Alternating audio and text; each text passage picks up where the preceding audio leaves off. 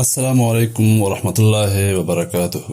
ملګرو هیلهمند یم چې روغ او جوړ او صحتمند بیاست. ډیرو ملګرو تپوسونه کول چې د ویډیو ایډیټنګ لپاره کوم سافټویر استفاده کو او همدارنګه دا پوښتنه به هم کوله چې څنګه کولای شو چې یو ښه ویډیو جوړ کړو. د ویډیو ایډیټنګ لپاره زیات سافټویرونه شته، خو زه چې څومره فکر کوم که چیرته یو څوک غواړي چې ایډوانس ویډیو ایډیټنګ زده کړي نو هغه باید د څه څخه استفاده وکړي؟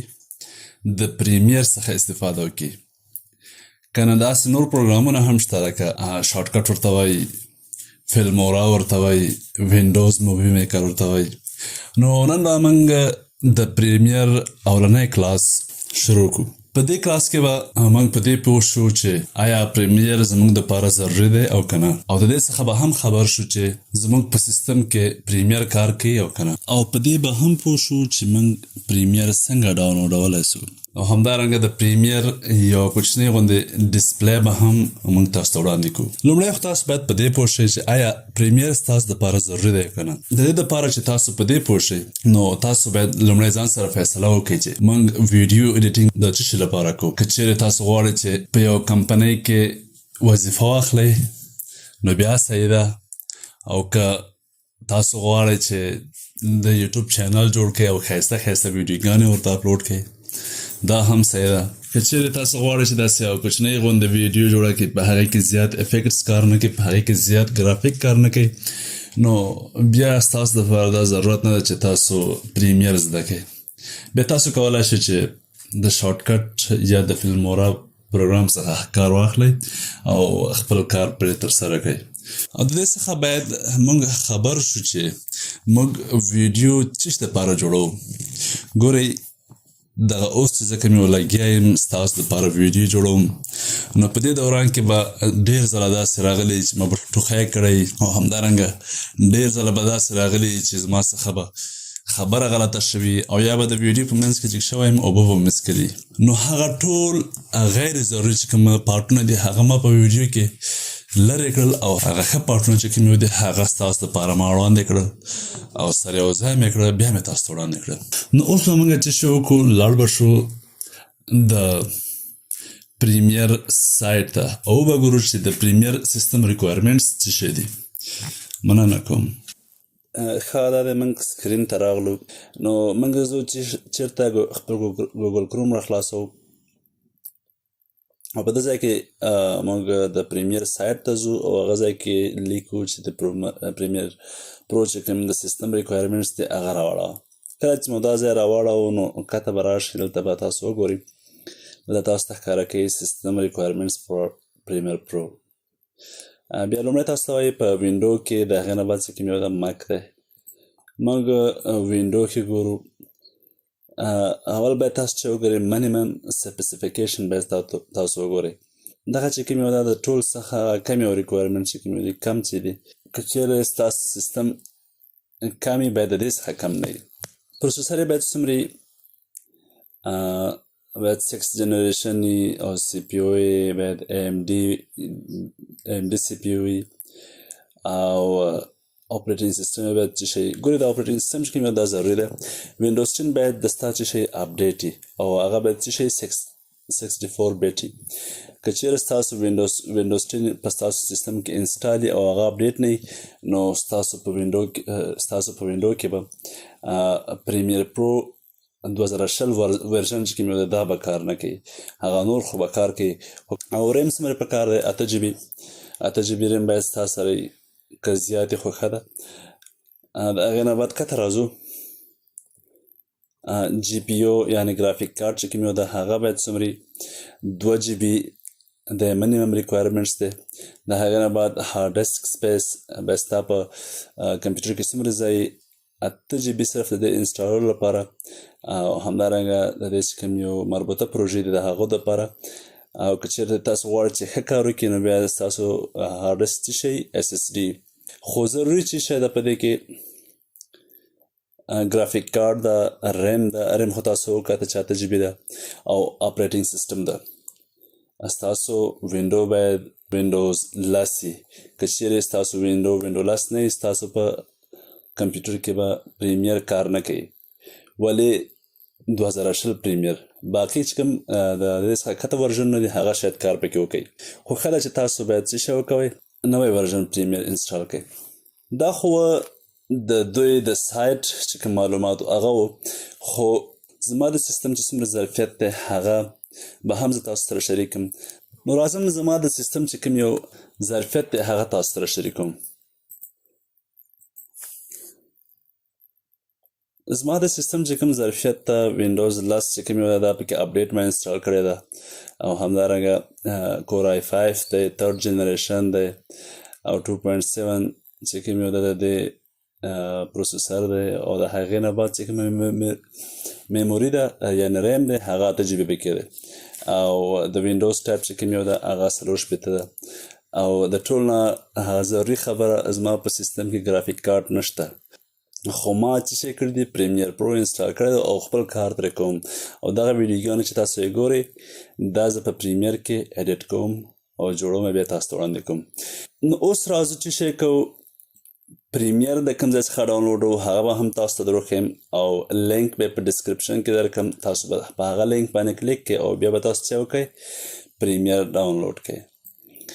د پریمیر ډاونلوډ لپاره نوی ټیب خلاصو او په دې کې لیکو چې شی get into PC چې کوم یو سایت دی دا یو داسې سایت دی چې تاسو د ځای څخه هر یو سافټویر ډاونلوډولی شئ. ګورئ پریمیر فری نه دی.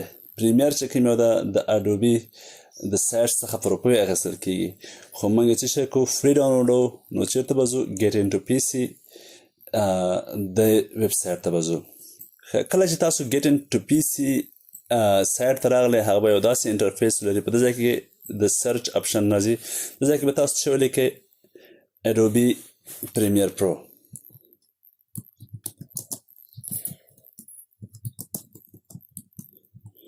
دا مو ولیکه او د سرچ بټنه پرې ووهئ. نو دا به تاسو ته چېرته راولي پریمیر پرو ته راولي Adobe Premiere Pro. په دې کې ګورئ مختلف ورژنونه دي Adobe Premiere Pro CC 2018 او همدارنګه Adobe Premiere Pro CC 2020 دا ټول د دې ورژنونه دي او کته پلګینز دي. نو تاسو په دې دواړو کې چې کوم یو ستاسو خوښیږي هغه ډاونلوډ کړئ. نو زه تاسو ته د 2020 چې کوم یو د دې ورژن طریقه درښیم. په دې به تاسو کلیک کړئ او دا به تاسو داسې یو ځای ته راولي.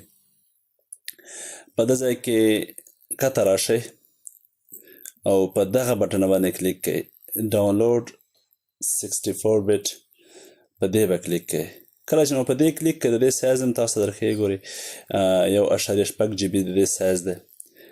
په دې چې مو کلیک کړه تاسو داسې یو مخ ته راولي داسې یوې صفحې ته به م راولي او د ځای څخه وروسته ستاسو څه شی شروع شي د پریمیر د ډاونلوډولو پروسه شروع شي. ګورئ دغه د پریمیر چې کوم یو ده ما سره د ډاونلوډېدو په حال کې ده خو ما سره تیار انسټال ده. نو زه په دې باندې چک کوم فیوز کوم دې سره نور زما کار نشته او انسټالیشن دومره سخت نه دی. نیکسټ بټن کلیک کول دي ساده لکه یو افیس پروګرام چې انسټالوي. نو انسټالیشن سخت نه دی دا دی تیار ما ډاونلوډ کړی دی ما سره شته انسټال دی. نو زه به تاسو بوزم د دې صفحې ته چې څنګه پریمیر کار کوي. کله چې تاسو پریمیر انسټال کړه نو بیا به خپله راشئ سټارټ منیو ته. د ځای څخه به تاسو چې سرچ کړئ Adobe Premiere Pro. نو دا تیار ما سره دلته کوم یو د ایکن شته نو زه به په دې کلیک کړم. کله چې مو په دې کلیک کړه نو دا به تاسو یو داسې صفحې ته راولي. دلته به تاسو ته یو ایرر درکوي. دا ایرر ول درکوي چیرې ستاسو په سیستم کې ګرافیک کارت موجود وي نو تاسو دا ایرر نه درکوي او که چیرې نه موجود نو دا ایرر درته درکوي. زما په سیستم کې ګرافیک کارت نشته. ګورئ دا ایرر په هغه صورت کې ورکوي کله چې ستاسو په سیستم کې 2020 پریمیر انسټال وي او که نه په 2019 کې دا ایرر نه ورکوي. نو زه په کنټینیو ویت نو ایشو باندې کلیک کوم. کله چې مې په دې کلیک کړم نو دا به تاسو د پریمیر صفحې ته بوځي. د هغې څخه بعد به تاسو یو داسې صفحې ته راولي که چیرې ستاسو پریمیر 2020 که نه په زړو ورژنو کې دا صفحه نه راځي هغه یو ساده ونه صفحه په دې ورژن کې دا صفحه راځي نو د ځای نه تاسو هغه خپل پخواني پروجیکټونه درته ښکاره کوي ستاسو کوم پروژې کړي هغه درته ښکاره کوي که چېرې تاسو غواړئ چې ستاسو په کمپیوټر کې تیاره پروژه موجوده وي او تاسو یې خلاصوئ نو هغه به تاسو په چش باندې کلیک کړئ په اوپن پروجیکټ باندې کلیک کړئ او که چېرې غواړئ چې نوې پروژه شروع کړئ نو تاسو په چش کلیک کوئ نیو پروجیکټ باندې کلیک کوئ کله چې په نیو پروجیکټ کلیک نو دا به تاسو یو داسې صفحې ته راولي دلته د پروژې نوم دی چې هر نوم ستاسو خپلې پروژې ته ورکوئ زه به یو داسې د ټیسټ په نامه سره یو پروژه ورته ورکړم او د هغې نه بعد چې کوم یو راځي لوکیشن راځي او بیا چې کوم یو راځي جنرال د دې معلومات دي رینډرر چې کوم یو ده رینډرر آپشن دا په هغه وخت کې عیني کله چې ستاسو په سیستم کې ګرافیک کارت موجود وي او تاسو به هغه د خپل ګرافیک کارت درښیي او د هغې نه بعد چې کوم یو راځي ټایم کوډ راځي دا چې دا د ویډیو پورې مربوط ده نو دې شیانو سره زموږ کار نشته دا به بیا موږ وروسته وایو په نورو کلاسو کې او نو بیا په چشم باندې تاسو کلیک کوئ په اوکې کلیک کوئ کله چې تاسو نوې پروژه جوړه کړئ نو تاسو به د یو داسې انټرفیس سره مخ شئ نو دا ټول بکسونه چې کوم یو دي د دې په لیدو سره به تاسو ته داسې عجیبه غوندې ښکاره شوي تاسو به فکر کوئ چې یاره دا څومره سخت کار دی دا به ډېر مشکل نه ده ډېر ساده کار ده دغه ځای چې کوم یو ده په دې کونج کې دا ځای دا بوکس دې ته ستاسو پروجیکټ وینډو کېږي هر کار چې کوئ لومړی به تاسو دلته را انتقالوئ که عکس را انتقالوئ که ویډیو را انتقالوئ لومړی به دلته را انتقالوئ او بیا به د هغې څخه وروسته مخکې ځي دومره سخت کار نه ده ځای ته د ویډیو را انتقالول په دې منځ کې ډبل کلیک کوئ نو دا به تاسو د خپل کمپیوټر فایلو ته بوځي او بیا به د هغه څخه که چېرې عکس وي که آډیو وي که ویډیو وي تاسو انتخاب کوئ دلته به یې راولئ کله چې مو ویډیو راوستله چې مو ویډیو را امپورټ کړو نو هغه به په دې ځای کې راشي او نو بیا چې کومه په اسانۍ دا وینډو ده دې ته سورس وینډو ویل کېږي په دې ځای کې به تاسو دا چې کومه ویډیو ده په دې ډبل کلیک کوئ نو هغه ویډیو به په دې ځای کې راښکاره شي په دې ځای کې چې څومره زیات تاسو ته پکار دی د پوره ویډیو څخه انتخابولی شئ فرض مثال زه د ویډیو څخه د دې ځای څخه شروع تر دغه ځای پورې کلیپ ماته پکار ده او باقي چې کوم یو ده هغه ماته نه دی پکار نو زه د دې باقي څخه کار نه اخلم او نو بیا د ځای څخه تاسو راکش کړئ او په دې ځای کې ورخوڅئ کړئ د ځای څخه چې مو ډریګ دلته چې مې واچوو نو ستاسو ویډیو به دلته په دې شکل راسي دغه ځای ته چې ویل کېږي ټایم لاین ورته ویل کېږي د ځای کې چې کوم کار کوئ ټول دلته ښکاره کېږي که چېرې یو عکس را انتقالوئ یا ویډیو را انتقالوئ یا آډیو را انتقالوئ ټول په دې ځای کې ښکاره کېږي دا ځای شو ستاسو ټایم لاین او د هغې څخه بعد چې کوم یو راځي دا ځای کله چې تاسو په یو پروژه باندې کار کوئ نو د هغې رزلټ چې ګورئ نو هغه په دې ځای کې ګورئ تاسو نو د دې څخه تاسو مختلف وینډوګان انتخابولی شئ که ګرافیک انتخابوئ لایبرري انتخابوئ آډیو انتخابوئ دا ټول وینډوګان تاسو د ځای څخه انتخابولی شئ نو انشاءالله راتلونکي کلاسو کې به د هر شی په نمبر سره واضح شي نو نور وضاحت نه ورکړو ځکه چې ویډیو اوږدېږي ویډیو په همدې ځای ختموو که چېرې مو ویډیو خوښه شوي نو د ملګرو سره هم شریکه کړئ چې تر څو ستاسو ملګري هم ورڅخه ګټه واخلي او وشي کولی چې ښایسته ویډیوګانې جوړې کړي او که کومه پوښتنه لرئ نو هغه تاسو په کمنټ باکس کې موږ سره شریکه کړئ مننه کوم د خدای په امان د نورو ویډیوګانو په هیله